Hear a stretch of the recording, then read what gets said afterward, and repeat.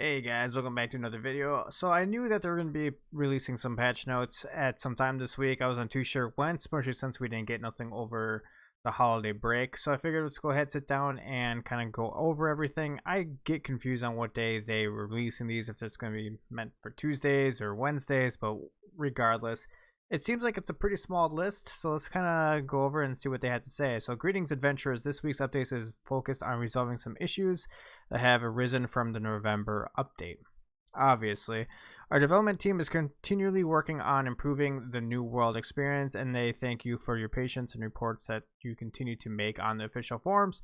A full list of changes and fixes can be found below. So motes from elemental enemies. Fix an issue causing a large number of motes to drop from elemental enemies.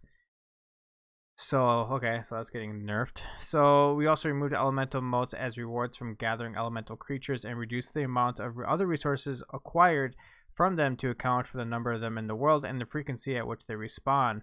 The original intention with these creatures was to make them challenging and infrequent encounters in the world. The way we used them in practice resulted in them becoming less dangerous and more frequent, which caused an imbalance with the amount of resources provided compared to the primary sources such as elemental plants and stones. So no longer can you kill the word, or is it woodward, whatever it's called, elemental, wolves and all that, the elk, okay. Yeah, I don't know how I feel about that elemental. I guess it doesn't really matter. I don't really get much motes from them, honestly, anyways. I don't go out of my way to gather from them. I don't really deal much with motes except for proficiency boosters. So then I need my air and soul, but even then I just kind of get the go mining for the bulbs and stuff. So it doesn't really affect me so much, but I can see this being a little rough for some of the Arcana people out there.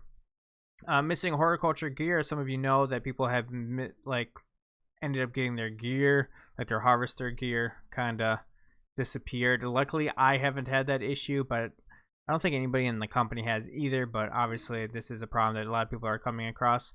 In our latest update, we made a mistake that treated all tiers of the in-game horticulture harvesting gear as future content and unintentionally removed them from the game. We apologize for this bug that we caused you to lose some items you rightfully earned.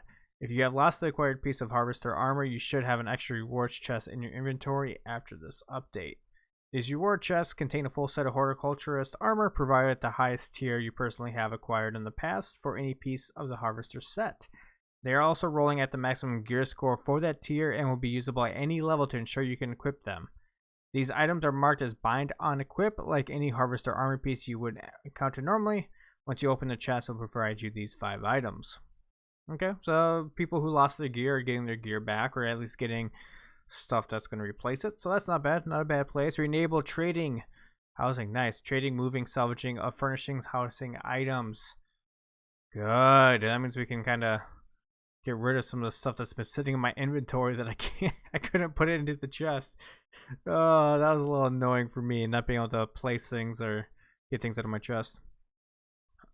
Fix the bug where jewel crafting recipes were not granting enough trade skill XP. I wish I would have liked to know on this. I've been working on jewel crafting. It's been super slow lately. Maybe that explains why. Recently lowered the amount of trade skill XP provided by lower tiered items when a player reaches a new tier of crafting base per skill. To use metal as an example, when a player unlocks steel recipes, they earn less from crafting iron recipes. We did this to emphasize crafting higher tiered items as you progress through trade skills and also to improve the value of the higher tiered materials. Our intention behind this change is to reward players for crafting higher tiered items as they progress through the ranks of each trade skill. Before this change, we found players were spending too much time crafting low tier items as opposed to pushing their crafting skill up, crafting items that they may actually use at their current level. I understand this and I get this. A lot of people just mass, let's say take potions for instance, just mass do like just regular weak potions to boost up a level, right? Do hundreds of potions because the materials are easier to obtain and so on and so forth. This change hasn't really bothered me. I know some people like in the Discord and in the community have kind of outreached a little bit of complaining how it feels slower, but it's nothing that really bothers me. I'm still pounding through mine pretty quick. So trading. Fixed an issue where players were not able to fill buy orders from local storage sheds. I don't do any buy orders, even though I should, because I could probably make some good profit on those. Some technical groundwork for server merges, so we still no server merges this week. I don't think we're gonna see server merges until mid to the end of December, honestly. More performance enhancements, that's good. Even with like Outpost Rush, I'm seeing a lot of issues where just lag comes into play, which can be a little rough, especially since they don't have any central like station servers, right? And I live in central United States. I'm playing on the East Coast, and because I'm playing on the East Coast, I tend to have a little bit worse ping than people who are on the East Coast. So that can be a little frustrating sometimes, especially playing like musket, right? You try to shoot, it doesn't work. But and then some general bug fixes. Void Gauntlet fix to Oblivion not going on to cooldown if players swapped weapons during skill startup. Fix. Actually, I think I have seen this before. I started to play with the Void Gauntlet, so I'm up to like level 12 right now, I think. It's actually fun. I've been enjoying it quite a bit. It's more fun than I thought it was going to be, but I think it's just changing the pace for me that I'm enjoying, because I've been doing Void Gauntlet Spear, so it's been kind of fun to change things up. But Void Gauntlet fixed the consumable status effects being cleansed by Oblivion. Haven't come across that. Fix an issue causing jewel crafting not to word appropriate. Okay, they mentioned that earlier. Fix an issue preventing players from earning lumberjack achievement. As you guys know, I hate doing lumber, like cutting down trees, so I don't even know what that is. I think I'm only like level 80 in wood cutting, because wood cutting is terrible.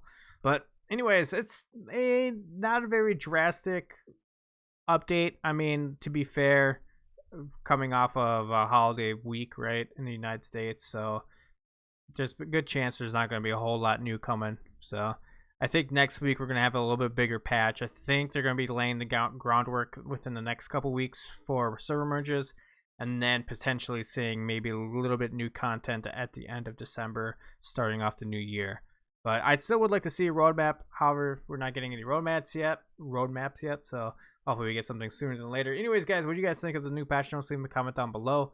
As always, if you are here and enjoy the content, make sure to hit that subscribe and like. I would say dislike, but there's not even a dislike button anymore. So have a good night, guys. That's fab. See ya.